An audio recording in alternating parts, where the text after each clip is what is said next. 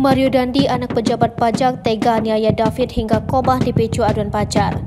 Mario Dandi Satrio, anak pejabat Ditjen Pajak, tega menganiaya David hingga mengalami koma hanya karena dipicu aduan pacarnya. Hal itu sontak saja menuai kecaman publik, terutama dari Menteri Keuangan Sri Mulyani. Tak hanya menyorot soal tindak penganiayaan tersebut, Sri Mulyani juga mengecam gaya hidup mewah yang ternyata selama ini kerap ditunjukkan anak dari pejabat pajak Kanwil Direktorat Jenderal Pajak Kementerian Keuangan RI Jakarta Selatan itu.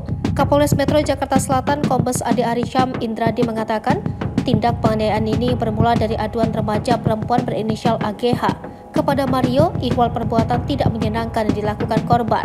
AGH merupakan mantan pacar David dan sekarang menjadi kekasih anak pejabat pajak Jaksel tersebut. Sementara David adalah anak salah satu pengurus pimpinan pusat GP Ansor. AGH lalu kembali menghubungi korban pada Senin 20 Februari 2023. Saat itu AGH menyatakan ingin mengembalikan kartu pelajar milik korban. Mario kemudian datang ke rumah teman korban. Tersangka datang bersama AGH dan seorang lainnya berinisial S menggunakan mobil Jeep Rubicon berwarna hitam. Setibanya di depan rumah R, AGH menghubungi David dan memintanya keluar. Korban pun keluar menemui tersangka dan AGH. Pada momen itu, tersangka mencoba mengonfirmasi soal perbuatan tidak menyenangkan yang diadukan AGH. Sempat terjadi perdebatan antara Mario dan David sebelum akhirnya terjadi penganiayaan terhadap korban.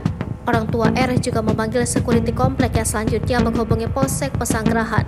Sementara itu, korban langsung ditolong dan dibawa ke Rumah Sakit Medika Permata Hijau Kebayoran Lama, Jakarta Selatan.